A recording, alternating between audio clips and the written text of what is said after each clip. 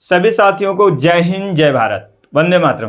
प्यारे साथियों, उम्मीद करता हूं आप सभी लोग अच्छे होंगे और एग्जाम की बेहतर तैयारी कर रहे होंगे। तो आपका एग्जाम नज़दीक है और सितंबर में आपका सीटेट का एग्जाम होने वाला है और सितंबर लास्ट समझ लीजिए लास्ट वीक में आपका जेटेट का भी परीक्षा होने वाला है। तो आप लोग बैठे नहीं रहिए, हम आप लोगों को हर दिन आपका चैप्टर 1, 2, 3 जितना भी सिलेबस में पढ़ना है, आपको 30 से लेकर के 60, 80, 90 जहां तक हो सकेगा प्रीवियस ईयर्स का क्वेश्चंस आपको करवा देंगे। तो आप लोग इस वीडियो को अंतिम तक जरूर देखिएगा और देखिएगा 30 प्रश्नों में से कितना प्रश्न आप लोग जान रहे हैं। उन सभी प्रश्नों का उत्तर देने का प्रयास कीजिएगा। नहीं जानते तो ऐसे प्रश्न को करके जाइएगा, क्योंकि ये सारे प्रश्न PYQ हर एग्जाम में पूछे गए हैं। तो क्लास को शुरू करते हैं। चलिए सवाल नंबर 1 से देखिएगा साथियों। सवाल नंबर 1 पूछा गया है क्या कि शिक्षा मनोविज्ञान की दृष्टि से निम्न में से कौन सा कथन सत्य है। शिक्षा मनोविज्ञान की दृष्टि से बताना है कि कौन सा कथन सत्य है। यहाँ पर एक फोटो दिखाया गया है बच्चा के बारे में। ये सवाल जो ऐसे बच्चा से संबंधित सवाल है। पूछा गया बच्चे अपने ज्ञान का सृजन स्वयं करते हैं, सही बात है। सत्य पूछा गया है, पहला सही हो गया। विद्यालय में आने से पहले बच्चों को कोई पूर्व ज्ञान नहीं होता है, गलत बात है। पूर्व ज्ञान होगा तभी तो बच्चे जो है सीखते हैं ना। अधिगम प्रक्रिया में बच्चों को कष्ट होता है, सीखने में कष्ट होगा तो वह सीख ही नहीं सकता है। बच्चे यथावत वही सीखते हैं जो उन्हें पढ़ाया जाता है। जरूरी नहीं जो हम पढ़ा रहे हैं बच्चों को तो वही सीखेगा, जरूरी नहीं है। बच्चे गलतियां करके भी सीखते हैं और टीचर के डंडा मतलब टीचर उन्हें पनिशमेंट देता है तो उससे भी सीखते हैं कि अगर गलत करेंगे तो पनिशमेंट मिलेगा। तो ये जो है उन्हें पढ़ाया जाएगा वही सीखेगा, गलत बात है। तो आंसर हमारा ऑप्शन हो जाएगा साथियों, यहाँ पर ये हो जाएगा। क्लियर है। चलिए सवाल नंबर 2 की तरफ बढ़ते हैं। बच्चों में नैतिकता की स्थापना के लिए सर्वोत्तम मार्ग पूछा गया है। उनमें धार्मिक पुस्तक पढ़ाने से क्या नैतिकता आ जाएगी? सिर्फ धार्मिक पुस्तक पढ़ाने से नैतिकता आती है क्या? शिक्षा का आदर्श रूप से व्यवहार करना, देखिएगा ये हमारा जो है सही हो सकता है। चलिएगा, ये धार्मिक पुस्तक पढ़ाने से उसमें नैतिकता की भावना नहीं आ सकती है, ये तो हमारा गलत हो गया। उनका मूल्य शिक्षा का मूल्यांकन करना चाहिए। मूल्यांकन करके उनका जो है हम नैतिकता बना सकते हैं नहीं। उन्हें प्रातःकालीन सभा में उपदेश देना, ये तो हर हाल में नहीं करना चाहिए। अगर उपदेश अगर हमेशा दे रहे हैं तो उनमें जो है नैतिक शिक्षा प्राप्त नहीं हो सकता है। नैतिक शिक्षा प्राप्त करने के लिए शिक्षा का आदर्श बनना बहुत जरूरी होता है।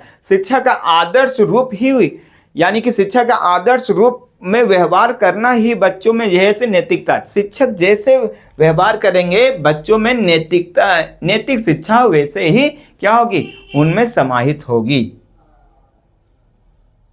अगला सवाल देखिए, शिक्षा का अति महत्वपूर्ण उद्देश्य है। शिक्षा का अति महत्वपूर्ण उद्देश्य क्या है? आजीविका कमाना शिक्षा का यही महत्वपूर्ण उद्देश्य है साथियों? नहीं है।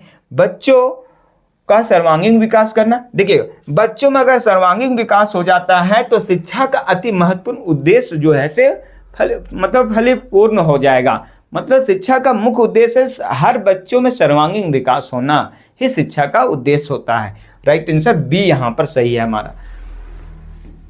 बाल विकास के आधार पर कौन सा कथन सर्वोत्तम है? बाल विकास के आधार पर जो कथन दिए हुए हैं कौन सा जो है सबसे अच्छा कथन दिया हुआ है? सारे बच्चे एक जैसे होते हैं क्या? सभी बच्चे एक जैसे होते हैं? बता सकते हैं? कोई बच्चा कमजोर होता है, कोई तेज होता है ना। दूसरा है प्रत्येक बच्चा विशिष्ट होता है, सभी बच्चे विशिष्ट होते हैं। कहीं ना कहीं सभी बच्चे में कोई पेंटिंग जान रहा है तो कोई म्यूजिक जान रहा है तो कोई सेटिंग जान रहा है, कोई जो ऐसे स्टार बनाना जान रहा है। यहाँ पर दिखा रहा है कोई हवा में उड़ना चाह रहा है। मतलब हर बच्चा में जो ऐसे कहीं ना कहीं जो ऐसे क्या है, उनमें स्पेशल नॉलेज होता है, विशिष्ट होते हैं बच्चों। हाँ, प्रत्येक बच्चे विशिष्ट होते हैं। नेक्स्ट सवाल क्या है? सवाल नंबर 5 देखिएगा कि मनोविज्ञान शिक्षा का आधारभूत विज्ञान है। मनोविज्ञान शिक्षा का आधारभूत विज्ञान है साथियों। यह कथन किनका है? तो याद रखिएगा, ये कहने वाले थे आपके स्किनर। हाँ, महान प्रसिद्ध मनोवैज्ञानिक कहने इनका कथन है कि मनोविज्ञान जो है शिक्षा का क्या है? आधारभूत विज्ञान है। यहाँ पर इनका परिभाषा याद रख लीजिएगा। ठीक है, मनोविज्ञान को आधारभूत विज्ञान कहा है, किसने कहा है? स्किनर ने कहा है। अगला सवाल देखिएगा, आधुनिक मनोविज्ञान का अर्थ क्या होता है? आधुनिक मनोविज्ञान का मतलब ही होता है कि व्यवहार में, विद्यार्थी के व्यवहार में अध्ययन करना ही क्या है? आधुनिक मनोविज्ञान का अर्थ होता है। इसमें हमको समझाने की आवश्यकता नहीं। जब भी परीक्षा में से पूछेंगे क्या आधुनिक मनोविज्ञान का अर्थ होता है, तो क्या मन का अध्ययन? नहीं। आत्मा का अध्ययन? नहीं। व्यवहार का अध्ययन ही आधुनिक मनोविज्ञान का अर्थ होता है। नेक्स्ट सवाल, सवाल नंबर 7 देखिएगा। ठीक है साथियों, सवाल नंबर 7 पूछा गया है कि शिक्षा मनोविज्ञान की उत्पत्ति का वर्ष कौन सा माना जाता है? यानी कि शिक्षा मनोविज्ञान जो है वो कब इसका जैसे उत्पत्ति हुआ है, तो उत्पत्ति याद रखिएगा, शिक्षा मनोविज्ञान का उत्पत्ति हुआ है 1900 सदी, मतलब 19वीं सदी नहीं, मतलब 19वीं सदी ही बोलिए या उसको बोलिए कि 1900 ईस्वी में हुआ है। 19वीं सदी बोलिए या 1900 सदी, जो भी बोलना है सो बोल सकते हैं, 1900 ईस्वी बोलिए। ठीक है, चलिए सवाल नंबर 8 देखिएगा। उपनयन संस्कार किस शिक्षा काल में किया जाता है? उपनयन संस्कार जो होते थे साथियों, वो होते थे आपके प्राचीन काल में होते थे। प्राचीन काल के वैदिक काल में होते थे। प्राचीन काल में तो होते थे, लेकिन किस काल में? तो प्राचीन के वैदिक काल में। मतलब प्राचीन काल वैदिक काल मतलब एक दूसरे से रिलेटेड होता है। तो उपनयन संस्करण जो होते थे आपके वैदिक काल में होते थे। ठीक है, कह रहा है कि किस शिक्षा काल में किया जाता था, तो उपनयन संस्कार वैदिक काल में किया जाता था। नेक्स्ट देखिएगा, शिक्षा मनोविज्ञान का संबंध किससे नहीं है? शिक्षा मनोविज्ञान का संबंध साथियों, शिक्षा मनोविज्ञान का संबंध मानव व्यवहार का अध्ययन है, मानसिक प्रक्रियाओं का अध्ययन होता है, सीखने के तरीके का अध्ययन होता है। शिक्षा मनोविज्ञान में ये चीज दिया जाता है, लेकिन संचार माध्यमों का अध्ययन विज्ञान में बताता है, न कि शिक्षा मनोविज्ञान में बताता है। सवाल पूछा गया था कि नहीं है, ऑप्शन डी के साथ में हमारा राइट आंसर चला जाएगा साथियों। सवाल नंबर देखिएगा 10, परिवार एक साधन है। परिवार एक साधन है अनौपचारिक शिक्षा का, औपचारिक शिक्षा का, दूरस्थ शिक्षा का, गैर औपचारिक शिक्षा का। तो परिवार क्या है? जैसे देखिए, विद्यालय हमारा जो है औपचारिक शिक्षा है, अनौपचारिक औपचारिक शिक्षा है, क्योंकि वहाँ पर पढ़ाया जाता है वही ज्ञान को जो परीक्षा में पूछा जाता है। लेकिन यहाँ परिवार है, हर तरह करके ज्ञान हमें मिलते हैं। कभी मौसा से ज्ञान मिलता है, कभी फुआ से ज्ञान मिलता है, मतलब विभिन्न तरह, कहीं समाज से ज्ञान मिलता है। तो अनौपचारिक ज्ञान मिलता है, उसे ही को कहते हैं परिवार। परिवार क्या है? हमारा अनौपचारिक शिक्षा का ज्ञान है। ठीक है, चलिएगा, शिक्षा का उद्देश्य होना चाहिए। अब शिक्षा का उद्देश्य क्या होना चाहिए साथियों? सभी लोग जैसे अपना अपना काम कर रहे हैं, यानी कि विद्यालयों में व्यवसायिक कुशलता का विकास करना, विद्यार्थियों लिखा हुआ ना, विद्यार्थियों में व्यवसायिक कुशलता का विकास करना, विद्यार्थियों में सामाजिक जागरूकता तैयार करना, विद्यार्थियों को परीक्षा के लिए तैयार करना, व्यवहारिक जीवन के लिए विद्यार्थियों को तैयार करना।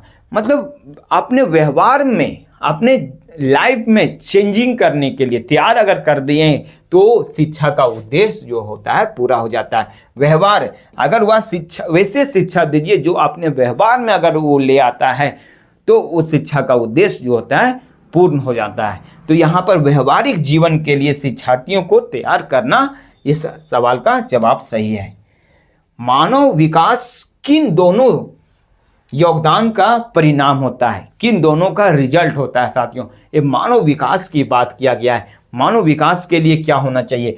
अभिभावक एवं अध्यापक का, सामाजिक एवं सांस्कृतिक कारकों का, वंश क्रम और वातावरण का, या उपरोक्त में से कोई नहीं। तो मानव विकास का अर्थ क्या होता है? इसके लिए महत्वपूर्ण है वंश क्रम। वंश जब तक नहीं होगा तब तक मनुष्य का विकास कैसे होगा जी? वंश क्रम ही अगर रुक जाता है तो मानव विकास होना श्योर है कि उसका धीरे धीरे गांव का विकास हीन हो जाएगा, मतलब विकास नहीं होगा। तो पहला कारक जो होता है वंश क्रम। दूसरा है उसका वातावरण। वातावरण अगर अच्छा रहता है तो मनुष्य में विकास भी अच्छा होता है। वातावरण उसका अगर गलत है तो मनुष्य का विकास भी जो है से गलत की तरफ बढ़ जाता है। तो दो ही इसके कारक होते हैं, योगदान जो रिजल्टेंट जो होते हैं वंशक्रम और वातावरण होते हैं। नेक्स्ट यहाँ पर फोटो में भी दिखाया गया है, मानव का विकास जो होता है उसका वंशक्रम और उसका वातावरण से होता है। चलिएगा नेक्स्ट सवाल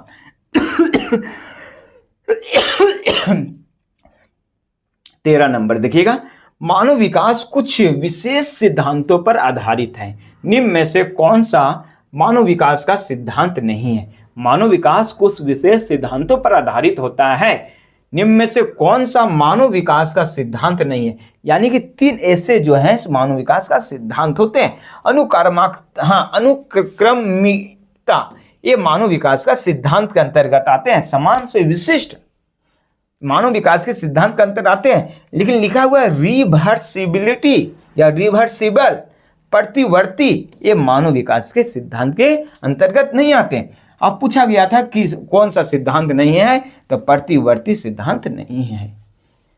देखिएगा सवाल नंबर 14, एक शिक्षक को अपने शिक्षार्थियों की क्षमताओं को समझने का प्रयास करना चाहिए, निम्न में से कौन सा क्षेत्र इस उद्देश्य के साथ संबंध रखता है? बताइएगा। एक शिक्षक को अपने विद्यार्थियों की क्षमताओं को समझने का प्रयास करना चाहिए, मतलब विद्यार्थी जो है किस तरह से सोच रहा है, किस तरह से उसमें क्षमता है, ये सोचने का जो एक शिक्षक को प्रयास करना चाहिए। तो कहा है कौन सा जो दिया हुआ क्षेत्र वो संबंध रखता है? शिक्षा समाजशास्त्र या सामाजिक दर्शन, मीडिया मनोविज्ञान या शिक्षा मनोविज्ञान? तो शिक्षा से संबंधित है, इसलिए शिक्षा मनोविज्ञान से संबंधित है। ये सवाल शिक्षा मनोविज्ञान से संबंधित है। ऑप्शन डी यहाँ पर सही जवाब होगा।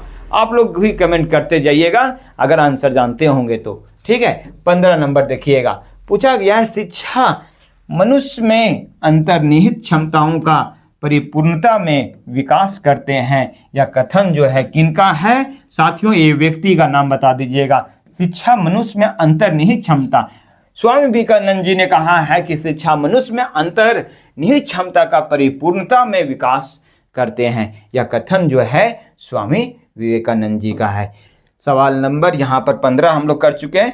16 नंबर को जो है आपका 1 से 15 फिर यहाँ पर होगा, तो 15 15 30 हो गया ना। चलिएगा फिर 1 से हमारा शुरू है। देखिएगा सवाल नंबर 1 यहाँ पर देखिएगा क्या है साथियों कि विवेचनात्मक शिक्षा शास्त्र का दृढ़ विश्वास है कि एक शिक्षक को हमेशा कक्षा कक्ष के अनुदेश का नेतृत्व करना चाहिए, शिक्षार्थियों को स्वतंत्र रूप से तर्क नहीं करना चाहिए। विश्वास है कि यहाँ पर जब पॉजिटिव सवाल पूछा गया है तो यहाँ पर नेगेटिव वाला कट जाएगा। हमेशा केवल नेगेटिव शब्द होता है साथियों। नेगेटिव शब्द क्या होता है? हमेशा, और जो ऐसे शब्द आते हैं हमेशा ये नेगेटिव वर्ड होता है, याद रखिएगा। नहीं आ गया पॉजिटिव सवाल में तो इसको काट दीजिएगा। बच्चे स्कूल से बाहर क्या सीखते हैं या अप्रासंगिक है, ये हमारा गलत है। तो हमारा पहला, दूसरा, तीसरा गलत है, तो चौथा पढ़ने की आवश्यकता नहीं है साथियों। आंसर हो जाएगा 4th। चलिएगा अगला सवाल है, क्या पूछा गया कि निम्नलिखित में से कौन सा कथन जो है से सत्य है? बताइएगा कौन सा कथन सत्य है, बताइएगा। पूछा गया है शिक्षक द्वारा प्रश्न पूछना संज्ञानात्मक विकास का बाधक है। बाधक शब्द आ गया, सवाल पूछा था सत्य, पॉजिटिव सवाल पूछा है, ऑप्शन में हमारा नेगेटिव वर्ड वाला काट देंगे, ठीक है। अप्रभावित शब्द आया है, काट दीजिएगा। विकास और सीखना दोनों सामाजिक सांस्कृतिक संदर्भों में आप प्रभावित करते हैं, नहीं साथियों, प्रभावित करते हैं बच्चों में। शिक्षार्थी एक निश्चित तरीके से सीखते हैं, सही बात है। खेलना निश्चित, अनिश्चित, निश्चित मतलब निश्चित तरीके से सीखते हैं, ऐसी बात नहीं है। सीखने का तरीका उनका जो है अलग अलग होता है। खेलना संज्ञान और सामाजिक दायित्व के लिए सार्थक होना, खेलना संज्ञान और सामाजिक दायित्व के लिए सार्थक है, यही कथन जो है हमारा सही है। डी हो जाएगा राइट आंसर। मानव विकास ... मात्रात्मक है गुणात्मक है, याद रखिएगा। मानव विकास जो मात्रात्मक और गुणात्मक दोनों होते हैं साथियों। चलिएगा ऑप्शन हमारा सी हो जाएगा, सी करते कुछ सीमा तक, ऑप्शन डी हो जाएगा राइट आंसर। यहां लिखा हुआ सी में क्या पूछा है कि कुछ सीमा तक अमापनीय होते हैं, गलत बात है। प्रचलित योजनाओं में नई जानकारी जोड़ने को किस नाम से जाना जाता है? प्रचलित योजनाओं में नई जानकारी जोड़ने को किस नाम से जाना जाता है? नई जानकारी को जोड़ेंगे तो उसी को हम लोग कहते हैं समायोजन कर रहे हैं। क्या कर रहे हैं साथियों? समायोजन कर रहे हैं। क्या सही है? सामुदाहरण कर रहे हैं, आत्मसातकरण कर रहे हैं या संगठन कर रहे हैं। प्रचलित योजनाओं में नई जानकारी को जोड़ने को किस नाम से जाना जाता है? तो नई जानकारी को जोड़ने को उसे हम लोग कहते हैं आत्मसातकरण कर रहे हैं साथियों। यहां पर ऑप्शन हमारा सी हो जाएगा राइट आंसर इस सवाल का। ये नहीं मारिएगा, समायोजन नहीं कहेंगे उसको, आत्मसातकरण कहेंगे। चलिएगा, बच्चों को अपने अध्ययन में प्रयास करने हेतु प्रोत्साहित करने के लिए शिक्षकों की डॉट डॉट आवश्यकता होती है। प्रोत्साहित पॉजिटिव वर्ड पूछा है तो आंसर में पॉजिटिव हम खोजेंगे। अन्य बच्चों के साथ तुलना करना चाहिए, कभी भी तुलना नहीं कर सकते, नेगेटिव वर्ड। बच्चों को प्रेरित करना चाहिए, सही बात है। बच्चों को डांटना चाहिए, बच्चे को नियंत्रण में रखना चाहिए, गलत बात है। राइट आंसर हमारा ऑप्शन बी हो जाएगा। यहां पर कोई दिक्कत है कि नहीं को बताइएगा। सवाल नंबर देखिएगा 6, एक प्रभावित कक्षा में क्या होना चाहिए? बच्चे हमेशा उत्सुक और तैयार रहते हैं क्योंकि शिक्षक नियमित परीक्षा लेते हैं। नियमित परीक्षा लेंगे तो क्या होंगे? उत्सुक होंगे। बच्चा जो है परीक्षा से भाग जाता है, घर भाग जाएगा, कह रहा है परीक्षा ये भी नहीं करेंगे। बहुत ऐसे बच्चे होते हैं परीक्षा के नाम सुन करके जैसे गायब हो जाएंगे 15 दिन। हाँ, अब परीक्षा नहीं है तो 1-2 दिन आएंगे। कॉलेजों में देख लो ना, आइए बीए जो भी पढ़ाई कर रहा है, परीक्षा का नाम लेकर क्षमाई पढ़े नहीं जाएंगे, पढ़ भी नहीं किया, आज पढ़ेगा वो कहेगा परीक्षा जाएंगे। समझ रहे ना? तो परीक्षा लेने से उत्सुक कभी नहीं होगा। बच्चे शिक्षक को डांटते हैं, मतलब बच्चे शिक्षक से डरते हैं। बच्चा अगर शिक्षक से डरने लगेगा क्योंकि वह मौखिक और शारीरिक रंग का प्रयोग करते हैं, गलत बात है। एक प्रभावित कक्षा में ऐसा नहीं होना चाहिए। बच्चे शिक्षक का सम्मान नहीं करते हैं, सम्मान करेगा नहीं, ऐसा हो ही नहीं सकता। प्रभावित कक्षा में क्या होना चाहिए? बच्चे अपने अधिगम को सुगम बनाने के लिए मार्गदर्शन और सहयोग हेतु शिक्षक से सहायता लेते हैं। एक प्रभावी कक्षा में ये चीज होता है। ज्ञान के एक बड़े असंबद्ध भाग को प्रस्तुत करना शिक्षिका के कार्य को कठिन और शिक्षार्थियों के कार्य को आसान बनाएगा। शिक्षक के कार्य को कठिन बनाएगा और शिक्षार्थियों के कार्य को आसान बनाएगा। ज्ञान के एक बड़े संबंध बोलता तो पहला हो सकता है, पहला श्योर होता, लेकिन असंबंध बोला है इसलिए हमारा ये गलत हो गया। शिक्षार्थियों की अवधारणा समझ को प्राप्त करने में कठिन बनाएगा, ये असंबंध है, हो सकता है। शिक्षार्थियों के लिए प्रत्यात्मक स्मरण को आसान बनाएगा, ये संबंध में आएगा। और अपने तरीके के जानकारी को व्यवस्थित करने के शिक्षार्थियों की सहायता करेगा, ये संबंधित में आएगा, तो ये हमारा गलत हो जाएगा। चलिएगा, वैज्ञानिक ने पूछा गया, मनोविज्ञान ने सर्वप्रथम अपनी आत्मा का परित्याग किया। मनोवैज्ञानिक ने सर्वप्रथम अपनी आत्मा का परित्याग किया, फिर अपने मन का और फिर अपनी चेतना का। अभी तक एक प्रकार के व्यवहार को संयोज्य है। यह कथन किनका है साथियों? यह कथन है विलियम वुड्स का नहीं, क्या कहते हैं, वुडवर्ड का है। यह कथन किनका है? मनोविज्ञान ने सर्वप्रथम अपनी आत्मा का परित्याग किया है। आत्मा का क्या किया है साथियों? परित्याग किया है। फिर अपने मन का परित्याग किया है, फिर अपनी चेतना का परित्याग किया है। तो आत्मा का परित्याग किया, मन का परित्याग किया, चेतना का परित्याग किया। या कथन देने वाले जो हैं विलियम वुड्स हैं। विलियम वुड्स बोलिए या वुड्सवर्ड बोलिए, ठीक है, इस तरह से याद कर लीजिएगा। वह विज्ञान जो संख्यात्मक, देखिए एक शब्द आया, संख्यात्मक प्रदत्त को एकत्र करने, विभाजित करने, प्रयास प्रस्तुत करने, तुलना करने, व्याख्या करने की विधि से संबंधित है। तो संख्यात्मक प्रदत्त को एकत्र करने, विभाजित करने, प्रस्तुत करने, तुलना करने, व्याख्या करने की बात किया गया है। संख्यात्मक से याद रखिएगा किसने दिया है? सांख्यिकी ने दिया है। क्या बोल रहा है कि क्या कहलाता है? सांख्यिकी कहलाता है। चलिएगा, निम्न में से कौन सी शिक्षा मनोविज्ञान की सर्वाधिक क्या है? व्यक्तिनिष्ठ विधि है। तो व्यक्तिनिष्ठ बनने के लिए, व्यक्तिनिष्ठ बनने के लिए आपको अंतर्दृष्टि होना जरूरी होता है, अंतर्दर्शन होना जरूरी होता है। राइट आंसर ऑप्शन ए हो जाएगा। शिक्षा मनोविज्ञान की विषय वस्तु निम्न में से किन मुख्य कारकों के ओतप्रोत घूमती है? किन मुख्य कारकों के ओतप्रोत घूमती है? शिक्षा मनोविज्ञान की विषय वस्तु निम्न में से किन मुख्य कारकों के ओतप्रोत घूमती है?